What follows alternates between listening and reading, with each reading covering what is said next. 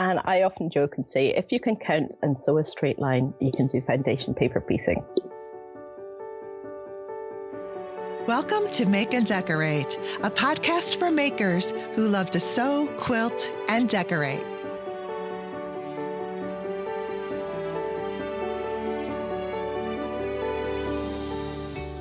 Hello, everybody. Welcome to the Make and Decorate podcast, episode 42. I am Stephanie, your host, and today we have a great show. My guest is Juliet van der Heijden, and she is the Tartan Kiwi, a foundation paper piecing pattern designer, and she lives in New Zealand. So that will be coming up after this first segment. So I hope everyone is doing well and busy making, sewing, and quilting to your heart's content. I've been doing as much as I can this month, and I have seen Instagram postings of the top 9 make goals for 2020. People are posting like the top 9 things that they plan to make this year, and I don't know. I haven't really ever posted a top 9 anything on Instagram yet. And so far, I've only really projected like my first quarter goals. So I haven't really like taken a bird's eye view of the entire year yet. Although in thinking about this for the podcast today, it did kind of make me think about it. So I kind of have a little bit better idea of the goals I want to accomplish for the entire year.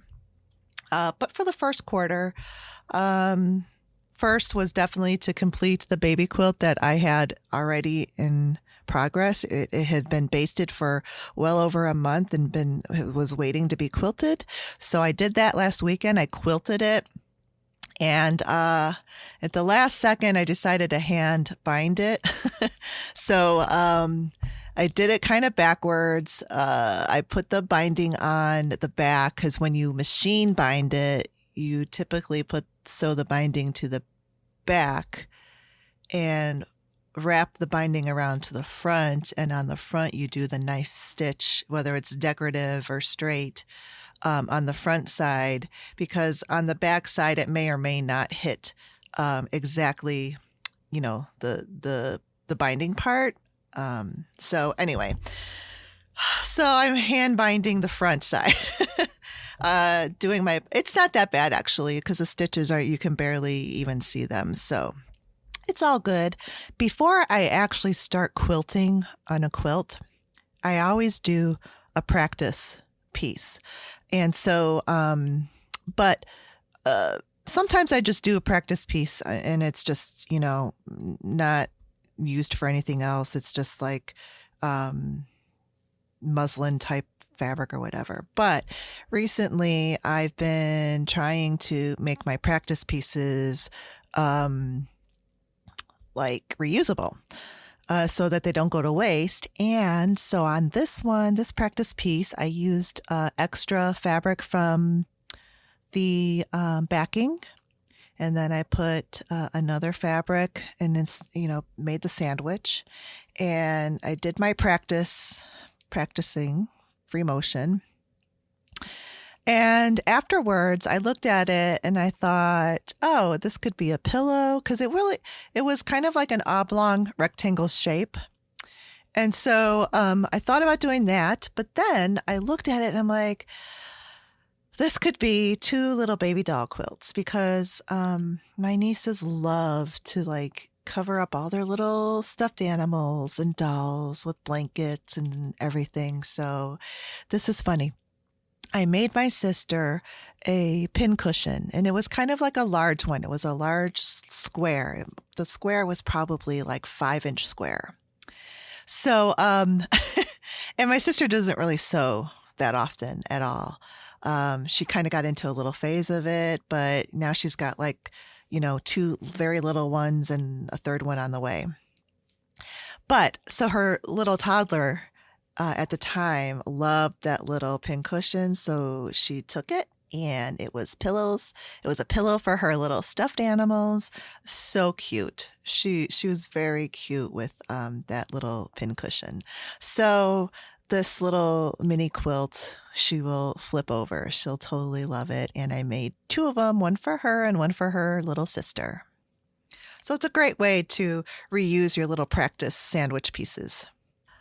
What else? For the first quarter, I've got, I mentioned before, a wedding quilt that I need to make. I'm going to design and make it unless I change my mind down the road, but that's the plan right now. In fact, I was playing around with design motifs the other night, so I've got to get a move on with that.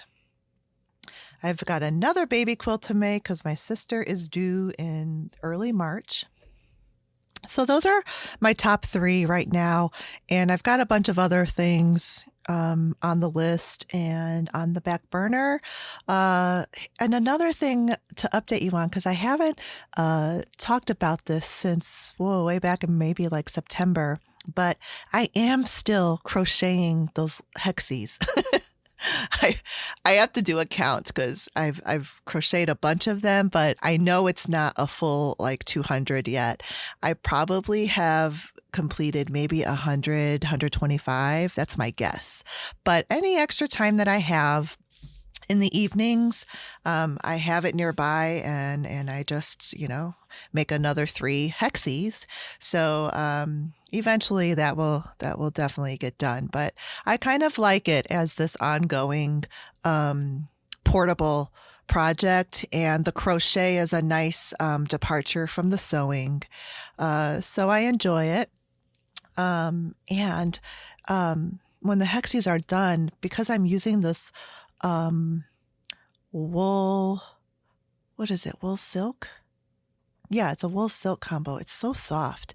So I cannot wait for this to be a big, complete Afghan. All right, so let's talk about what I like to call this my lifestyle topics. And that's just kind of stuff that whatever I've watched or I'm watching that you could do while you sew or whatever. And just like cool little tidbits here and there that I think might be useful to you. First of all, did you guys catch the series of Jeopardy, the greatest of all time? I love Jeopardy. It's probably a nerdy thing about me, but I like it. I love trying to guess the answers to the questions, and it's fun. And this primetime special with these top 3 Jeopardy contestants throughout the history of Jeopardy was even at a higher level. And those guys answer those questions so fast. It was really fun to watch. If you have Hulu, you can still watch this series. And then on Netflix, I like binge watched this. It was Anne with an E, and it was the 3rd and final season. Anne of Green Gables was a series of books that I read as a girl. I have seen the PBS versions of Anne of Green Gables, and this one is the most different, but I really like it. And the girl that plays Anne is perfect. And she is way over the top, but that is what this character, how she was written. And it's fun. And wow, where they filmed this at is beautiful. I don't know exactly where they filmed. It's somewhere in Canada, I think. But yeah, the landscape, beautiful. And then let me tell you a couple of YouTube channels that I've been watching. Oh, the first one is, and I have not watched this yet. It just came out, and I think it's about 2 hours long. It's long, but it's the Fat Quarter Shop channel. And Kimberly was interviewing or talking with Tula Pink. So that is in my saved to watch later. And 2 other channels I've been watching, Lorena's Quilting. Lorena is a long arm quilter, and she's in Texas. And her YouTube channel is very good. I just discovered her very recently. So she gives some tips and long arm quilting, and she really kind of gives tips to other long arm quilters that do this as a business. So if you have any interest in that, that would be a great channel to watch. And then if you have any interest in card making, these two channels, Jennifer McGuire Inc.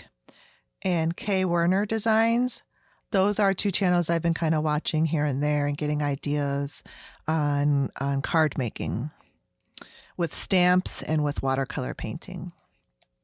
All right. One last thing I think you guys might be interested in is, you know how I love my Instant Pot.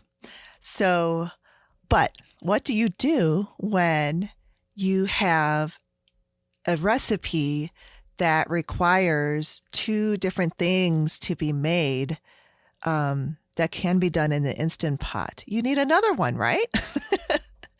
I really want to get the little 3-quart one because it would be perfect for making rice and those side dishes that accompany the main dish. So I made this recipe, orange chicken.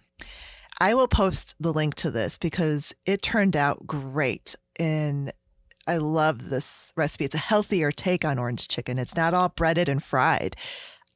And it is made in the Instant Pot. And it's a fairly quick weeknight meal, except I made the rice first, emptied it, cleaned out the pot, and then started the orange chicken part of it.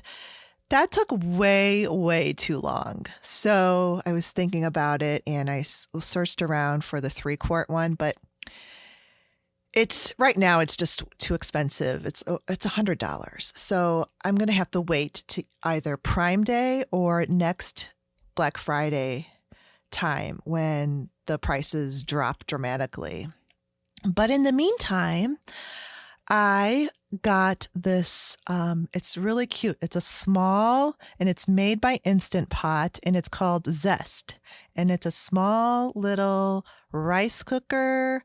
It'll cook quinoa, other grain. It's basically like a grain cooker, and it comes with a little steamer basket so you can steam vegetables.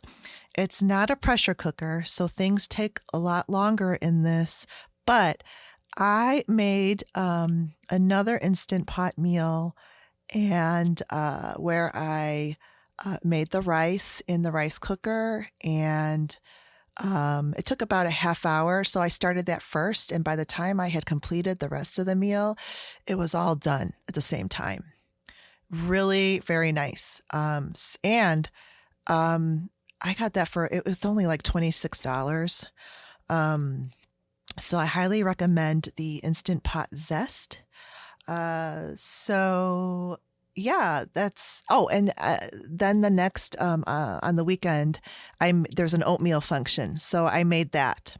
The oatmeal takes a long time. It takes 50 minutes, but it comes out very creamy, very nice. So, and it's one of those things where if you do it on the weekend, you can just dump it and go and come back in 50 minutes and you have a nice hot bowl of oatmeal.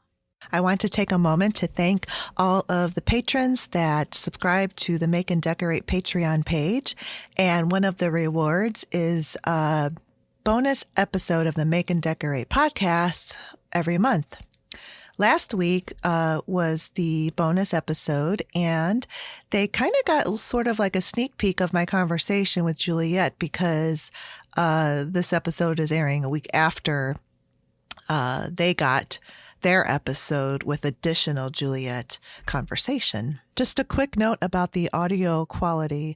There is a recurring sound in the conversation that is Juliet's microphone. We thought we fixed it by repositioning her microphone. Sometimes microphones can pick up sounds and amplify them more on the recording than you hear them in real life. So that's what happened on this one. In editing, I tried to soften the sound because I couldn't get rid of it completely because then I would be deleting her speaking as well. So the conversation is generally clear, and it was really a great conversation. I am beyond thrilled to introduce my guest today because I am a huge fan of her work. She is a foundation paper piecing designer and book author, and she's on my show today. So welcome, Juliet van der Heijden. She's also known as the Tartan Kiwi. Thank you so much for having me. Oh, I'm so happy to have you on. And it still blows my mind that I'm talking to someone like completely all the way around the world. Isn't it great? It is. It's so wonderful. And I even think that you're on the next day. Like I think New Zealand's 17 hours ahead of where I'm at, and you're technically on Wednesday now, right? We are on Wednesday. Yes. See, and I'm on Tuesday. It's crazy. All right. Well, anyway, I digress. So, Juliet, what is your background of where you're from and your life before foundation paper piecing? I was born and brought up in Edinburgh, Scotland. So that's where the tartan bit of Tartan Kiwi comes from. And I lived there until I went to university. And I studied archaeology. And after my degree, didn't quite know what to do with myself. So didn't really have enough imagination to come up with anything else. So I applied for jobs in archaeology, and I got a position in Holland, in the Netherlands. So I went over there for 6 months and left after 10 years, having had a little bit of time off for good behavior. 6 months into 10 years. Yeah, and I married a Dutchman. It's all his fault. So yeah, I had some time off for good behavior. I went back to the UK and I did a master's in between, also in archaeology. And I went on an excavation in Jordan, which was great fun. And then archaeology was getting a bit tricky because I was a specialist by this stage and I was having to write reports, but I was working in Dutch. And basically, my husband would have to sit there with me in the evenings and check all my reports and make sure my grammar was correct and that I was saying what I wanted to say. And I just was aware that there was this loss of quality. And it frustrated me. I didn't like that. I kind of want to say what I want to say. And having that extra step in between wasn't ideal for me. So I looked into my options and I ended up retraining as a radiographer or medical radiation technologist, whatever you want to call it. And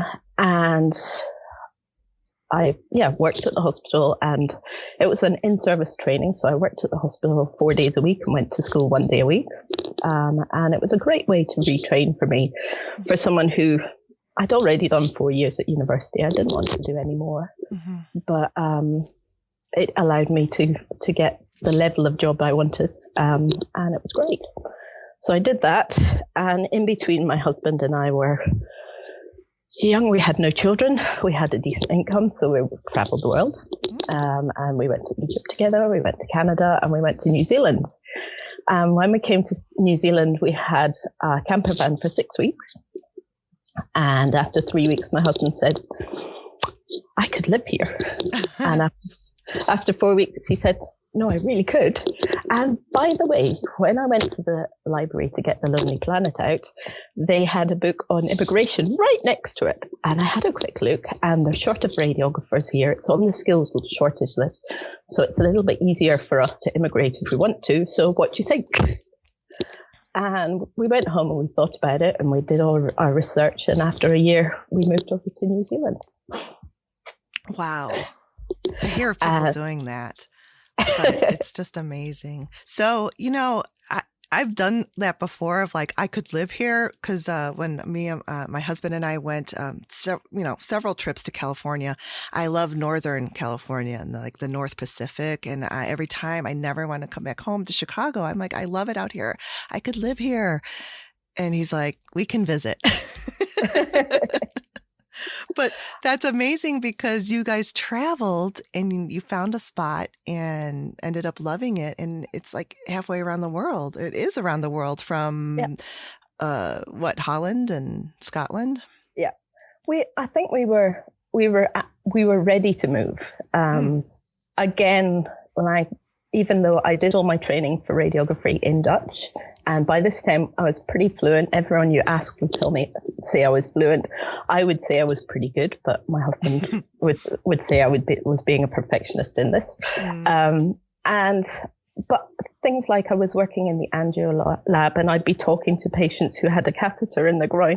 You want to make sure you're using the right word and not standing there going, So even though I knew my Dutch was decent,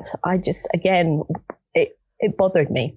So we were actually, before we went to New Zealand on holiday, we'd actually started looking into going back to Scotland. And I don't know, it's just, I guess it was the right time and things fell into place. And we just loved the relaxed feeling that there was over here.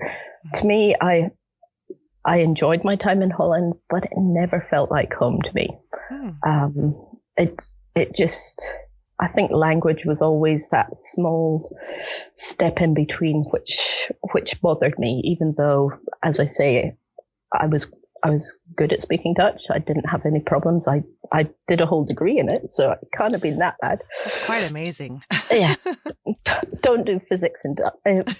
Physics in Dutch is not a good idea because they turn their numbers around the wrong way just to confuse you. But anyway. I don't know. I think it's quite amazing to study a second language in university for that. It's pretty cool. Yeah. But you did live there for 10 years, so you had some time to learn the language, right? The first year or two, most of my Dutch colleagues were like, why would you learn Dutch? Nobody needs to speak Dutch. We all speak English. You'll be fine. And after about 2 or 3 years, they said, why don't you speak Dutch? You should speak Dutch. Well, you told me not to. Yeah, you live here long enough. You need to start learning now. And it was actually quite difficult for a while to learn because if you went into a shop, I would spend ages working out what I was going to say, and I'd have my sentence worked out on how to can I have a stamp, please, or whatever I was going to say. And you'd go in and you'd speak Dutch, and they'd speak English back to you because they could hear your accent. And I had many, many arguments with Dutch people where they were saying, yes, we're being polite. And I said, no, you're being really, really rude. It's the biggest slap in the face. I've just spent the longest amount of time working out what to say. And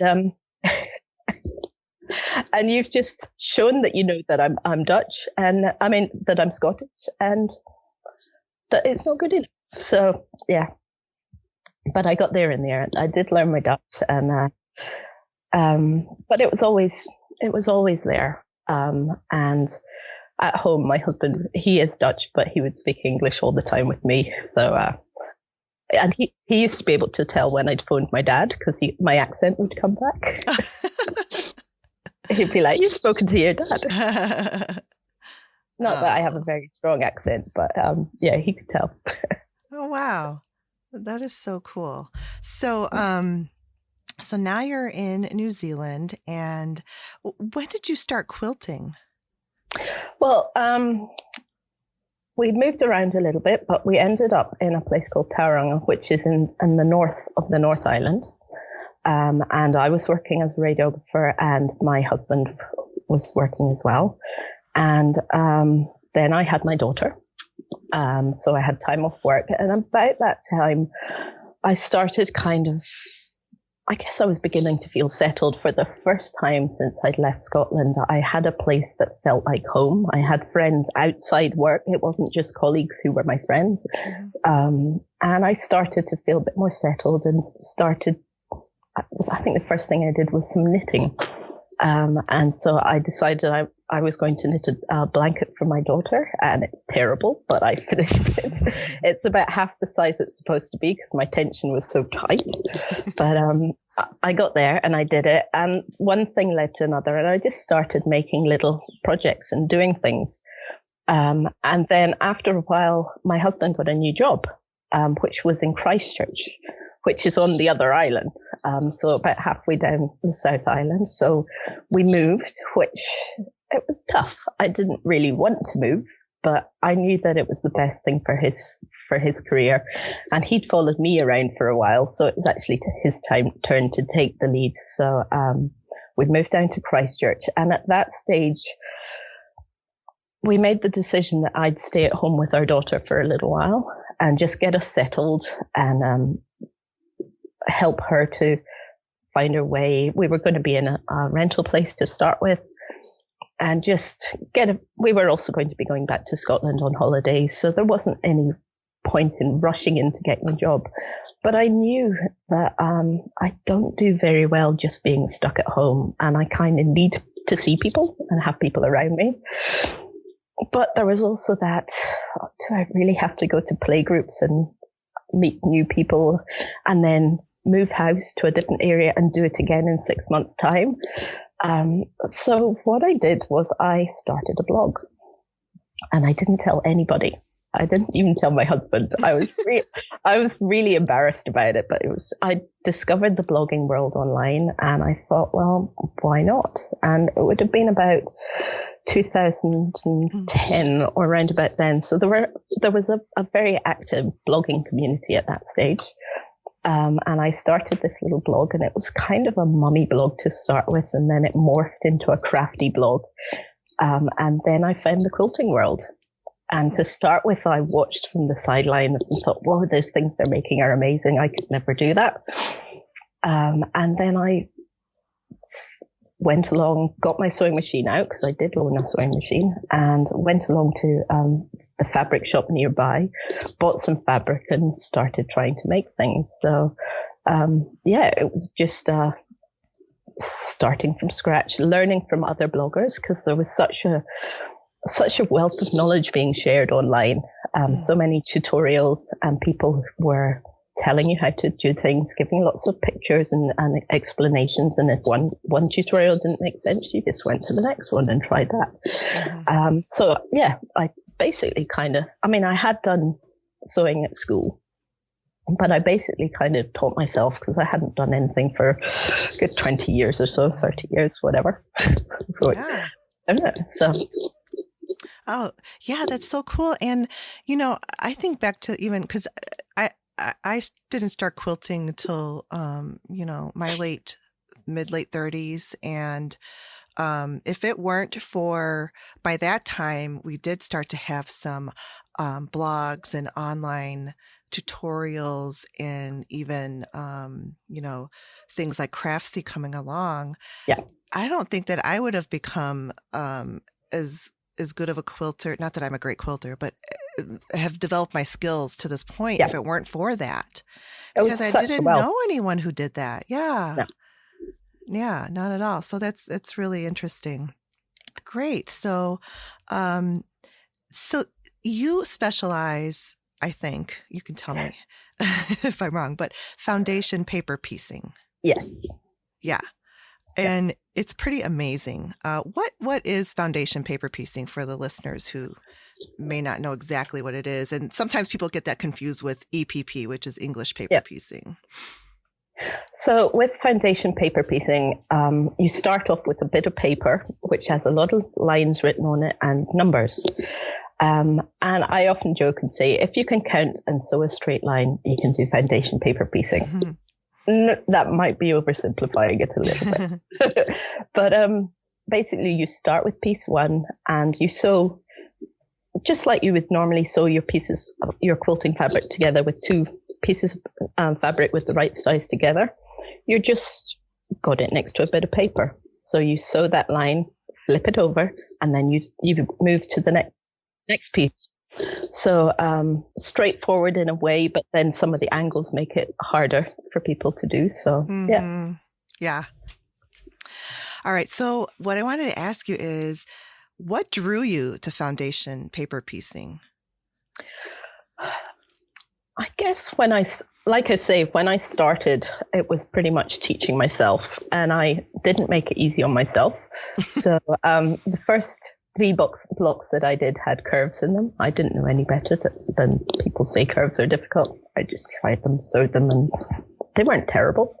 And then I heard people saying foundation paper piecing is really difficult. You need to, I can't do that. That's too scary. No, no, no. So Juliet jumps in with both feet and says, well, it's a challenge. I'm going to give it a go. So there was somebody who was running a course online, weekly tutorials on how to do it. So I thought, well, I'll give it a go. And it definitely wasn't love at first sight. I used my quick unput or seam ripper, whatever you like to call it, an awful lot. And there was a lot of frustration. I think, and I after a while, I realized that the way that it had been taught in this tutorial was not the only way that you can foundation paper piece, and that there's actually quite a lot of variations, some of them very small, but that can make a huge difference to your enjoyment of what you're doing. The tutorial I followed was very, very precise, and she cut every piece of fabric was cut out with a template beforehand. Oh, wow. And then, which is great if you're good. But if you're just beginning and you get your fabric on slightly squint, then it means a lot of unpicking. So when I realized that maybe I could just cut it as a rectangle and then sew it and give myself a little bit more leeway to make mistakes, that made a big difference. And when just little things along the way, and I realized that, like I say, there are an awful lot of tutorials online, and everyone had different ways of doing it. And some of their techniques worked for me and some of them didn't. So it really kind of was this test of, do I like this? Don't I like this? I hadn't even realized that it was something I was particularly good at. And one of my friends said to me, Juliet, this is your thing. And I was, no, it's not. No. And then I went away, did a few more blocks, and maybe she's right. Maybe it is. And I kind of understood the logic of it, because there is a lot of logic involved in paper piecing design. You have your pieces that you've already sewn, and you add another bit to it, and you add another bit. And if it doesn't fit, you just make another section. So I began to understand it, and kind of was at that, I want to give this all phase. And at that time, I was emailing back and forth with Christy, who is Quiet Play. And I said to her, I want to give this designing thing a go. I'm sure I could do this. And she said, yeah, me too. And then a wee while later, she got back to me and said, have you discovered this program called Quilt Assistant? And I said, no. And it is free shareware that you can get online. Okay. And it allows you to design foundation paper piece blocks. You could probably use it for traditional piecing as well, but I was using it for foundation piecing. And I thought, oh well, I'll give it a go. And at first I did some more traditional kind of blocks with stars and diamonds and things like this. And I was really pleased with myself. And I was like, look, I've designed a block. And I went online. I was like, she designed it before me. Maybe I'm not quite as original as I thought. And so it's like, well, how can I make something different, something that I know is mine, that I'm not going to discover somebody else has done before me? So that's when I started doing pictures. And I think the first block that I did was a kiwi, the bird. And it's at the time that I brought it out, because it was in that world of sharing, I said to people, when I made it available, I said, this is a free pattern and it's always going to be free. And it still is free. Oh, I need to go find that. You just need to sign up for my newsletter to get it there. There is a slight catch, but I said it would be free. I should have it then. I'm on your newsletter. It has been updated since I first did it. And I've managed to get rid of some sections and improve some areas. But that was the very first pattern. And then the next, I think there are kind of landmark blocks, the ones that suddenly you get noticed for. And probably the first one of those was my butterfly. Mm. And it's a bit wonky. I get emails from people who are very concerned every now and then saying, the wings aren't symmetrical. Are they supposed to be symmetrical? No. I drew one side and then drew the other side, and I hadn't quite worked out how to mirror stuff. So, and then over the years, I've thought about going back and correcting it. But you know what? Nature's not symmetrical, so my pattern can be symmetrical. Yeah. So it may bother some quilters, but there you go. And that one was designed as, I'd been in a quilting bee with some of the New Zealand quilters, and we'd done 3 rounds, and they were going to do the 4th round. And I said, look, I really can't I can't do this one. It's just too much work, and I'm too busy at the moment. But what I can do is do blocks for 2 of my friends, and one of them requested a kiwi with pink flowers, so she got a kiwi. And the other one, I knew she was making a quilt for her daughter, who was about 6 at the time. So I decided I was going to design a block for her, and I thought, what would a 6-year-old little girl like? And came up with the butterfly. So I designed that block, and again I put it up as a free block on my blog. And then a strange thing happened. These people who had never talked to me before, or never contacted me for quite a few of them got in touch and said, this pattern is good. You need to stop giving it away. You need to sell it. Which was kind of sell it? Can I sell my pattern? So I put it on Craftsy. I opened a Craftsy shop and put it on there. And that was how I started. And for the longest, I think it's now been overtaken, but for the longest time, that butterfly was my best-selling pattern. It's a popular little one, and it still gets bought now. So yeah, very good. And I think the first time I saw one of your patterns, and I didn't even realize it until after I had started sewing your patterns, but I remember it. And then I saw it on your website, is the umbrella with is it a girl with the boots, rain boots? Yeah. Singing in the rain. Singing in the rain. Yeah. Someone else had done that, and I was at like a quilt retreat, and I just thought it was like so astonishing. It was just beautiful, and it looked so complex yet happy, and it was cool. Yeah, I still remember it to that day. You know, sometimes some things make impressions on you. Yeah. And I think the colors that she used too with her fabrics looked really cool. But yeah, so that one was. Sorry. Oh, I would just say, when I learned that it was yours, that I was like, oh wow, that's who designed that one. Yeah. That one was designed for a swap, and the woman put up a collage of things that she liked, and one of them was a big sunflower, and I tried a flower and it looked terrible. And there were several other things that just really weren't particularly me. And then she said, and I love Paris. Paris is wonderful. So I thought, I can do an Eiffel Tower. So I did an Eiffel Tower, but it kind of wasn't finished. It just looked a bit boring. So I thought, what can I do? I need something else in the foreground just to make this mini quilt for her. And I kind of wanted something whimsical, something cute, but not too cute, something that would fit. And finally I came up with the idea of Singing in the Rain, kind of. And I never actually released the Eiffel Tower pattern.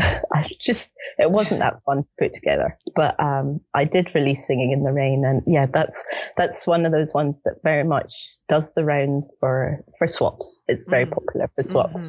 And every now and then someone will do a new version and will quilt it really well, or do amazing colors or something, and it'll go through a renaissance, and then it'll go quiet again. So it's definitely one that comes and goes, and is very popular. Yeah. Oh, cool. Yeah. So I tried foundation paper piecing in the past and found it not fun, very frustrating.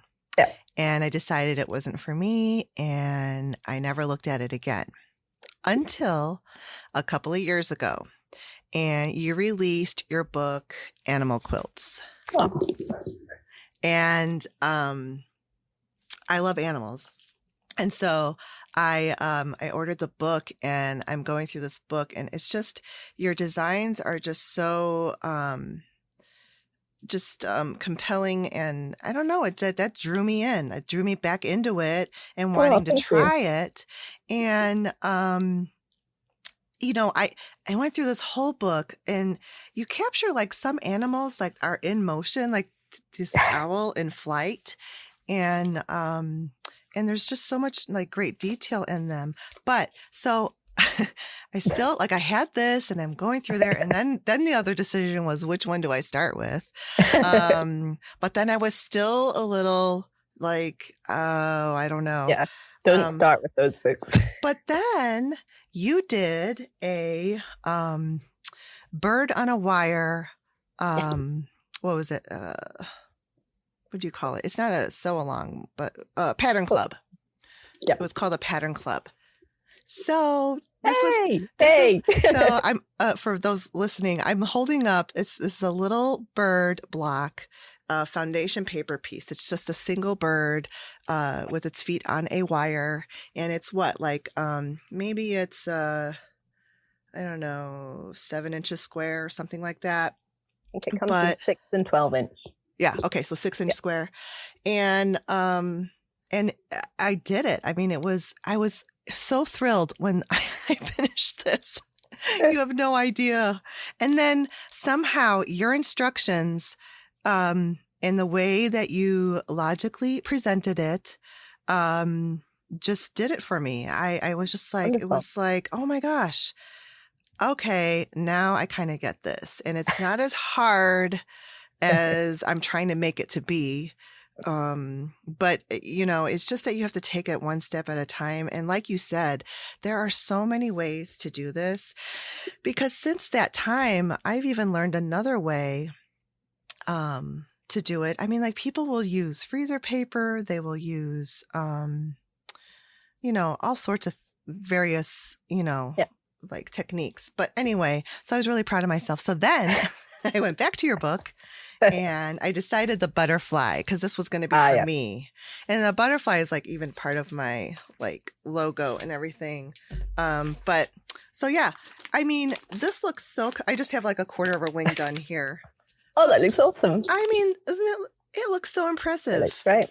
Yeah. It's amazing. And I think that if you just look at things and you just, like you said, you start with number 1, and you sew a straight line. Number 2, sew a straight line. And some of the frustrations are like, cutting your pieces too short, and then it's like short in the block, and then you have to rip it out and do another piece. And then there's this whole balance of wasting a lot of fabric or not using enough fabric. And then also the seam line, like when you stitch it on the line, it takes up a little bit of the seam allowance and it pulls it up. So sometimes it doesn't go the full length. Yeah. When you try to go square the block, you're like, this is short. So there's all that stuff to contend with that can be like kind of frustrating. But I don't know. The other thing too, I think, is composition helps, because I love your compositions so much that it's fun. It's a little bit more fun for me to want to learn this technique and to do it, and I get excited over it. So, yeah, I don't know. It's something clicked, and I really was happy that I, was able to, happen on your book and your newsletter and everything. I've been on your newsletter ever since. It's wonderful. And a lot of your patterns are animals. So I always wonder this: how do you capture the details of these animals without overcomplicating the patterns? Because the details are there.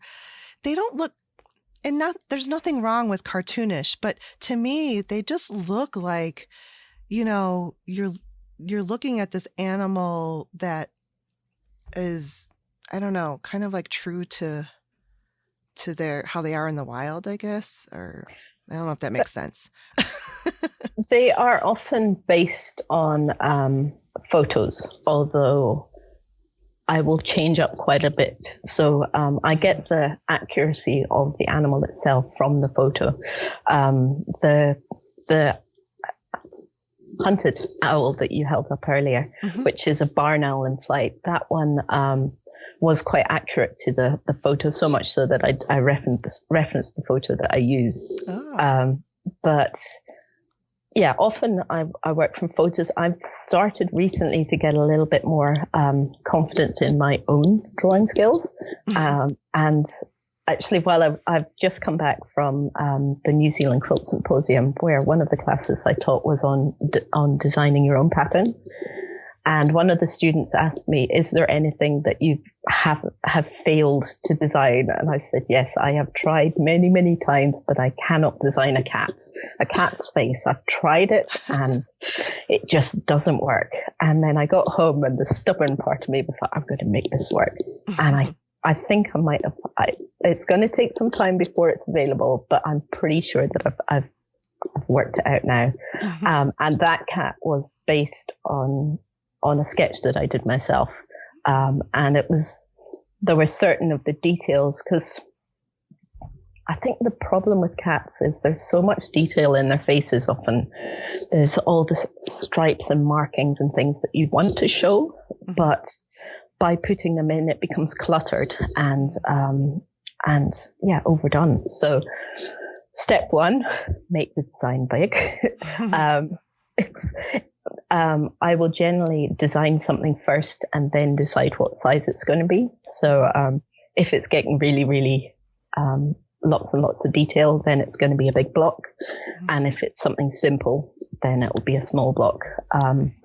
There's generally a reason why something is the size with me. And in the book, there's some of the patterns that I will say, you can make this bigger, but I wouldn't make it smaller, or the other way around, because just especially with something like when you're showing a full animal, there's a lot of detail in the head around the eyes and things like that. So if you make it too small, you're getting lots of really tiny bits, which becomes very bulky, difficult to quilt, not particularly nice to look at because it gets quite lumpy.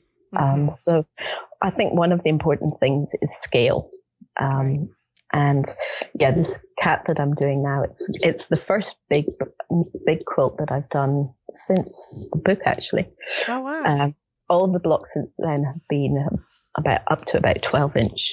They've been small. I've been wimping out of all the big stuff, but this one's going to be big, which is good. It's fun. I'm looking forward to it. I'm actually, for the first time since writing the book, I'm kind of at that. I want to do a big pattern. I've got the buzz. I'm looking forward to it. So yeah, I think that the things for why my patterns are the way they are is the size. I do pay a lot. I've also, structure is important to me. And that's one of the things I was teaching in my class at the symposium, was that quite often I get feedback from people saying that they like the way that my patterns go together. And I spent a lot of time working out where to place all the different sections and how I can get it to work. And like, the pattern nerd in me is never happier than when I can get rid of a section. Or if I'm working on a big pattern, I may add a section, because those big templates can get quite wieldy and difficult to deal with. So it's a balancing game, finding out what works for different sizes of patterns, if that makes sense. Yeah, absolutely. That's pretty interesting. And I also noticed too, like, especially in your book, you've got the background paper pieced as well into like these fractured sections. And the polar bear comes to my mind for that. And there's so many like cool things that people have done and that you can do with that background. So I just even think, like, designing that is a skill, and that you did really well. The fractured background actually came around because of the zebra quilt, which the first zebra was designed for my daughter, who was about 6 years old at the time. And she said, "Mum, can you design me a horse?"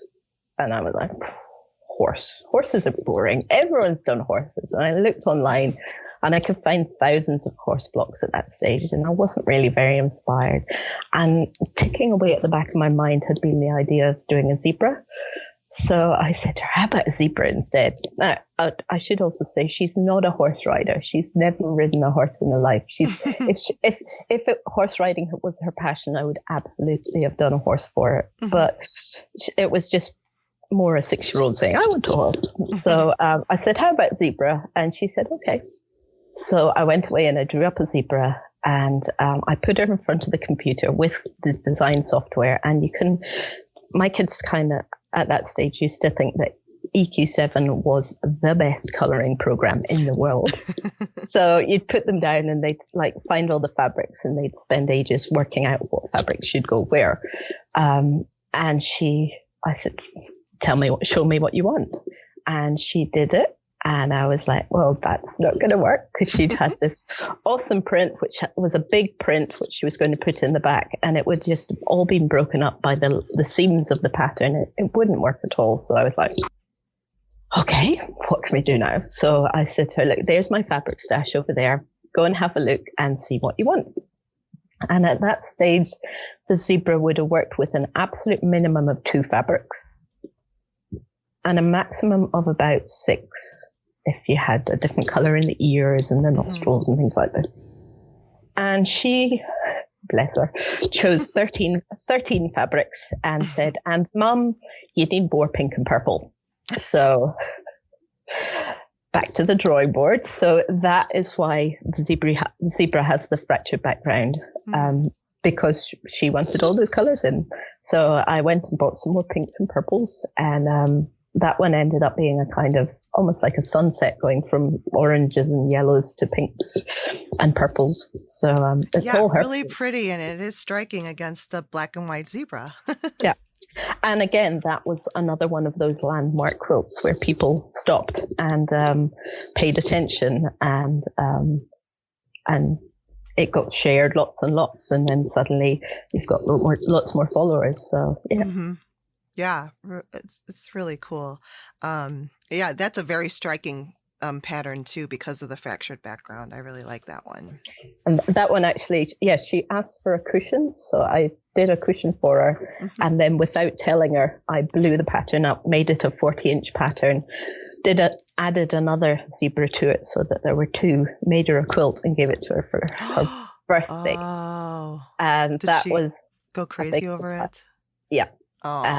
And she absolutely loves that quilt, but I have to be very careful when I take it anywhere with me now, because when I took it to Scotland when I went on my own to visit my dad, and I did a talk for the Edinburgh Modern Quilt Guild while I was over, and it went missing for 4 days on the way there in my suitcase. No. And on the way back, it went missing for about 3 days. So now if it goes anywhere, I need to ask permission, and I have to swear that it will only go my hand luggage. Yeah, like keep it on you, with you at all times. Yep. So that's now scary. Yeah. It's a wandering zebra now. Oh man, that's crazy. I'm so glad you got it back though. Yeah, that was my main concern when the bag went missing, was I don't care about anything else. I need to get the zebra quilt back, because she will kill me. Oh man. Yeah. So yeah, she's got to keep that quilt. That's like, yeah. So now we're talking about fabrics. In the book, you talk about choosing fabrics, but I do like the way how you make the subject, your composition, stand out from the background, but yet it all works together cohesively as one, design. Yeah. So what are like just some tips that you could tell about choosing fabrics in that way? I think playing with contrast is important. Working out what is going to disappear into the background and what's actually going to stand out. And yeah, I don't always get it right. There's a few quotes that I can hold up and say, that piece there, if I could change it, I really would. But I think often what I will do is lay out especially if I'm working on a big quilt, where it's really important to get it right. Small blocks, yeah, you can make mistakes because you can remake them pretty quickly, but there's a lot of fabric goes into a 40-inch quilt. And if I'm sewing something, if I want every detail to be visible, I don't want to be piecing something in and then you can't see it, or even that you've got a distracting print in the background, too much white on a background fabric of a polar bear, and suddenly your polar bear's got a lump in his back. So it's important to pay attention to the colors that you're using. And I will lay the fabrics out and take a black and white photo. Just take a photo, put it in Instagram or whatever, and put a black and white filter over it. And that will often show you sometimes the strangest fabrics, the ones that you thought that one's not a problem at all. Some of them just disappear into the background. You think, okay. And sometimes you're stubborn, you think, nah, it's good enough. And then you get to the end, you're like, no, it really wasn't. So yeah, paying attention to contrast is important. That's a good idea. I think I've heard it before, but I just forget it. But taking a black and white photograph of the fabrics you pull out and what kind of disappears in that black and white contrast then is a good indicator. Yeah. And sometimes it will show you that if you've got a large print, it will show you that some of that print is going to be distracting. So, yeah. I'm going to try that. Yeah. That's really cool. Play with it. For sure. That's a great tip. And then just getting into like some tools and notions, just basics for someone who wants to start foundation paper piecing. I just want to help people because when I started foundation paper piecing, it was just like, just grasping here and there and everywhere. So now we can kind of like streamline, like you need what, paper? And it could be any kind of paper? I just use printer paper. And the reason for that is I live in New Zealand and the special foundation paper piecing paper is A, difficult to get, and B, really expensive. And if I'm doing a 50-inch pattern, which has 40 pages worth of foundation, then that's going to get very expensive very quickly. So yeah, I just work with normal paper, and the main things to be careful of are to make that you're sure that your stitch length is small enough, because you hear a lot of people complaining about tearing the papers out, and I think a lot of those people have not got their stitches small enough. So because and you don't we're talking like way below like 2.0 millimeters, right? Like 1.6. Yeah, I go probably about. I've got a Juki, so it's just the dial, so it's not very precise on me. But somewhere around about 1.8, somewhere like there. 1.8, yeah.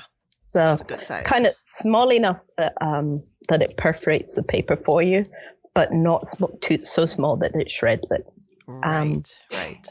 Finding that balance between the two is quite important. So once I have finished a template, I then will make sure that when there's a corner, I just do a tiny little seam in the seam allowance, which will just be 1/2 inch long, which holds your fabric in place on the template. And especially with those big templates, the big book patterns, it stops your fabric from flopping away from the paper. And when you come to sewing the pieces together, it's all there for you. It's all exactly where you want it. So, wait a second. So when you come to a corner, like an outer corner, then you continue the seam to stitch the seam allowance about 1/2 inch outside of the pattern piece. I always sew into the seam allowance, extend my lines into the seam allowance. But when the piece is finished and I've got the whole thing laying flat, I will just do a tiny little seam in the seam allowance just across the end of the corner. Oh, gotcha. Okay. And that will just hold everything in place. And especially if you've got an acute angle or something, it's quite easy for that fabric to slip away from the paper. And you might have sewn your paper perfectly, but then you realize that you've missed the fabric. So that just holds everything in position, and it's easy to rip them out at the end. And then once I come to sewing the pieces together, nice big basting stitches. Oh, okay. Sew your seam, check it. Yeah. Have you sewn along the printed line on both sides? Is it right on the bottom as well as on the top? Mm-hmm. And have you got those points right that I call them critical joining points, the bits that you're going to see on an outline? Because sometimes you can get an ugly little notch in a seam, which should be nice and smooth because things aren't quite lined up correctly. Right. So I'll check those things. If I'm happy, then I just re-sew over those stitches. If I'm not happy, the big basting stitches are really easy to take out. And you can undo half seam if you need it. You might have the first half perfect and the second half not. So you can just undo part of it, re-sew with big basting stitches. Your paper has not been shredded. You can keep doing it 3 or 4 times, probably about 4 times, and I'll be like, oh, this is good enough. Right. Yeah, but that's a great tip, because I can tell you, I have sewn pieces together with this smaller stitch that had to be taken out because it wasn't lined up. Oh my gosh. So if you think that that's taking extra time to do a basting stitch, it's actually probably saving time in the long run, because you won't have to rip out teeny tiny little stitches. Yeah.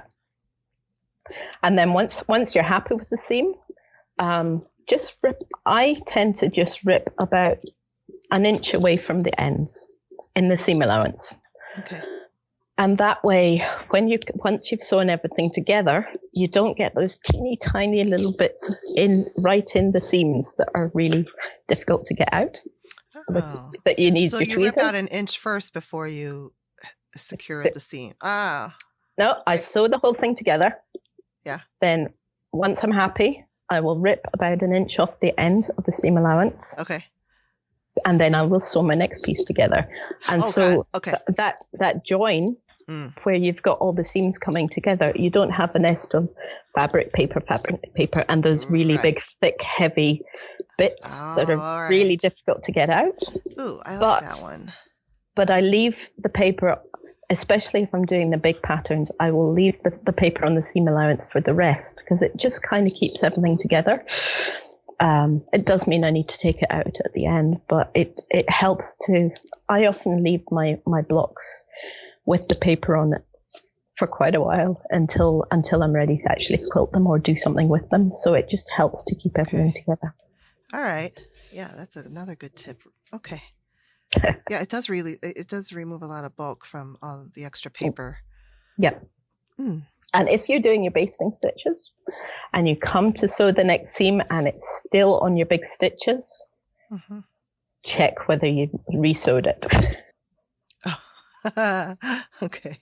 Yeah, I might have done that one a few times. So there's a little alarm bell in my head that goes off if I get to the next seam and I put my thing down and it does big stitches. It's like, I've forgotten a step. Oh, wow.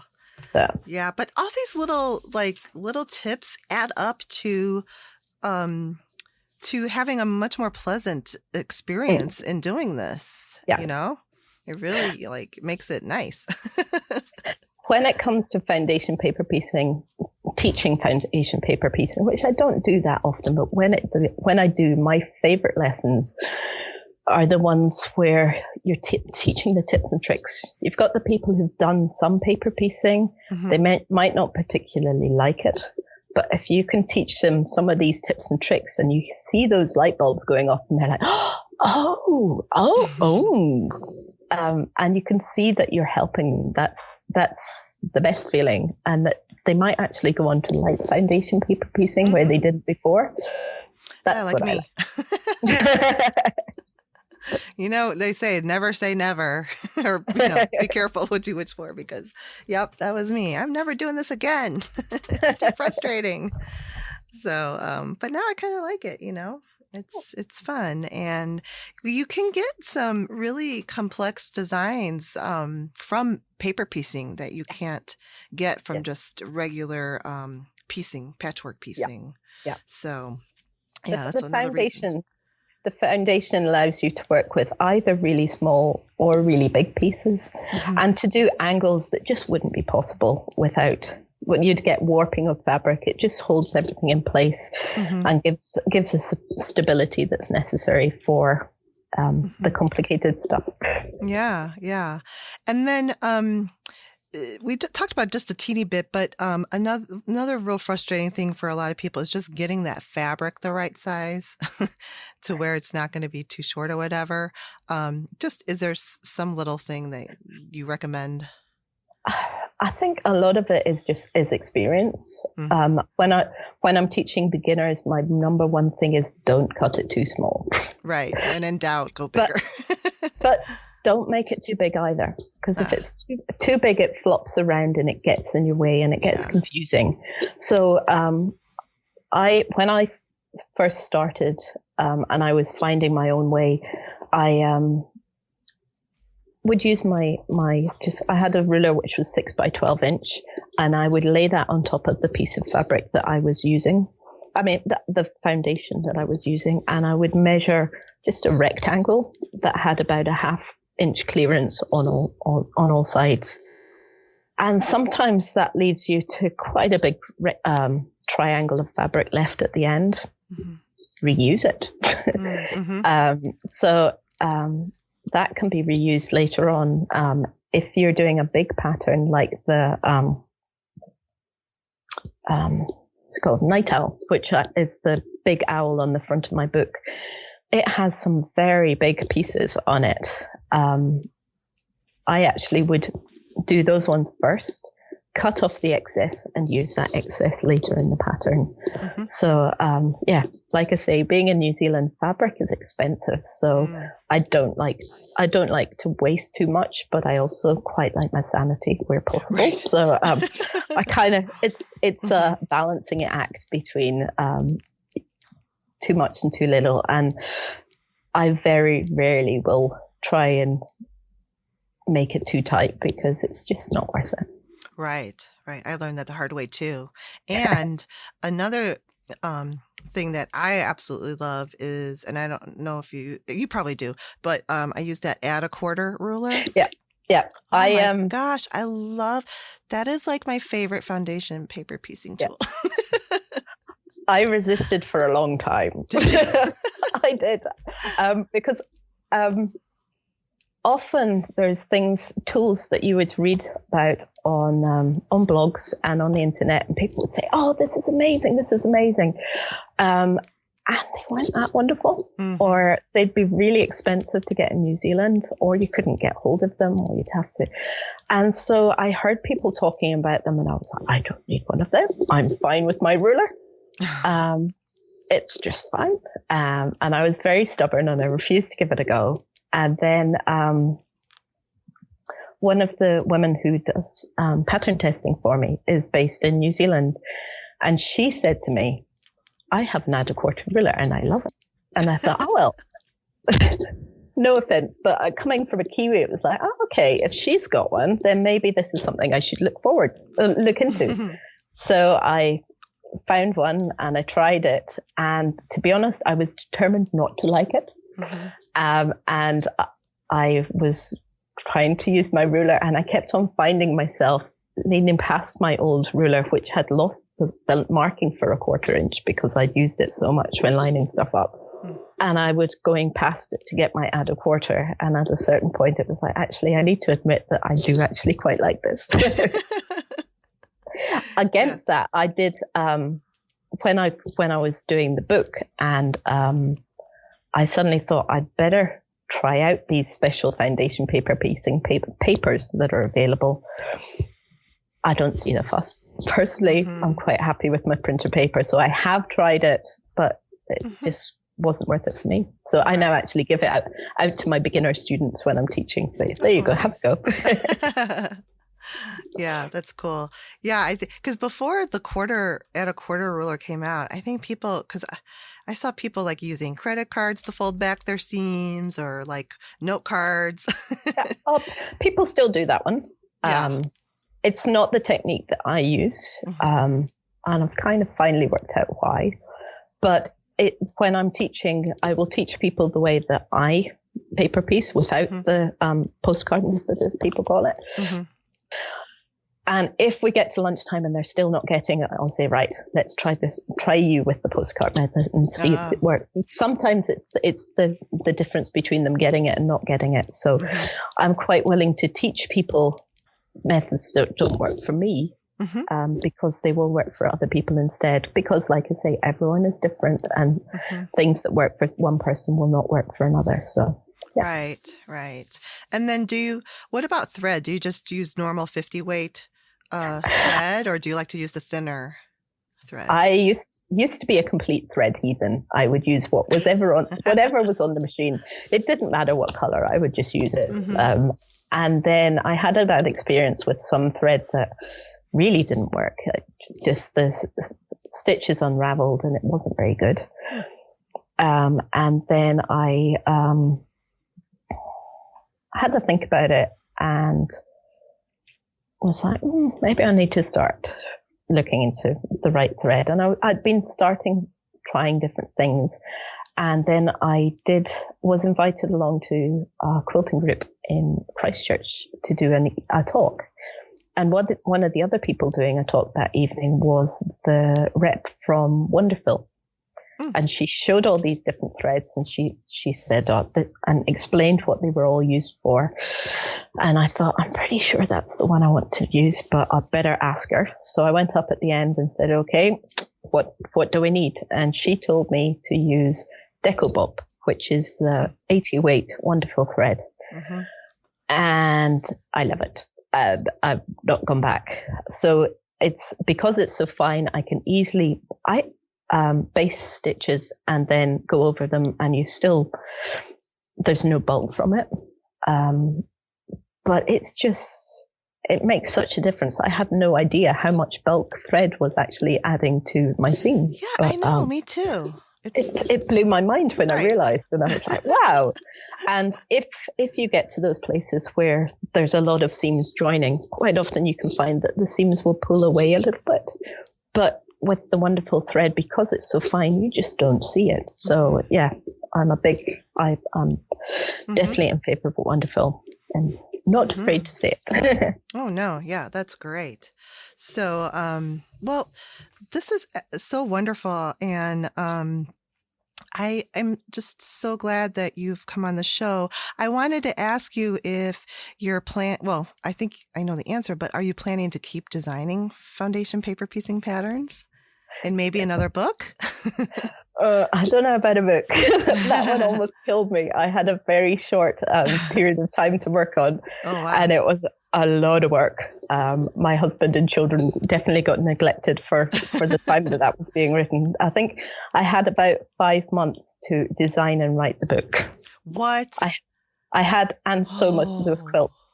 3 of them were already done by that stage, but the rest of them, and I tested them and did all that myself. Wow. I looked at the construction, because I knew that if I was going to be getting stuff tested, it was the construction that was the thing I wanted to check, because there were editors to check for mistakes. And I was pretty certain that a lot of my testers are awesome. They're really great, but a lot of the time when it comes to the construction, that's my department. That's not something that I can expect a tester to. Sometimes they will say this bit doesn't go together well, and I will have a look and check everyone's drawings and everyone's quilting, what they've done, and see if there's a consistent mistake. Then I will definitely look at redesigning that area, but the structure is my part. So that was what was the important thing with the book. So some of them, the swan, I think I did about 4 or 5 different swans. There were a lot of versions of swans before I was happy with it. Yeah. Yeah. Yeah, and the swan is mirrored, so that's pretty complex too, I think. That's what. Once you've got the one, then you can just flip it. That's true. Yeah, that's true. That's not too bad. I didn't need the complete mirror. It just looks complex when it's finished. That's cool. That's the cool thing about your patterns. Yeah, and I mean, this book is so well done. I love it. And, I don't really need another book from you anytime soon because I, I have to make all this. Like when you determine when you're looking to buy a book, whether it's a recipe book or patterns, and you're like, now, how many of these am I really going to make? And is it going to be worth it? But this is one of those books where, I mean, like I said, I had to take a long time to determine which was the first one I was going to make. So I know I'm going to make, a lot. The polar bear, I have to make that one. The swan. The Highland cow is very popular. Oh, yes. And it's so cute with the hair going over his eyes. You did do a horse, a Clydesdale. Yes, I did finally do a horse for my daughter, and she's not interested at all. Oh, of course. There's other ones that she loves far more. Oh, yeah. Well, I got to finish my butterfly, and I'll let you know when I finish it. Oh, do, please. It'll be a while, though, because it's for me. So it always gets pushed to the back of the line. Yeah. You know how that goes. Oh, yeah. But great. So I'm going to put the links to where you can be found in the show notes. But just real quick, where can everyone find your website? It's the tartankiwi.com. The tartankiwi.com. Okay. Very good. So again, Juliet, thank you so much for coming onto my show. This was absolutely wonderful. And you have no idea how much this means to me. I'm just so pleased to be able to meet you and talk to you. Oh, lovely to meet you. Yay, so many great tips that Juliet gave in this episode. There was also a lot of challenges. I had a cold when we were recording this, so that's why my voice was all muffled and stuff. But I really appreciate Juliet taking the time and really being so generous with those foundation paper piecing tips. Until next time, happy quilting, everyone. Thanks for listening to the Make and Decorate podcast. The podcast is produced, recorded, and edited by Stephanie Socha. Until next time, have a great day. Bye.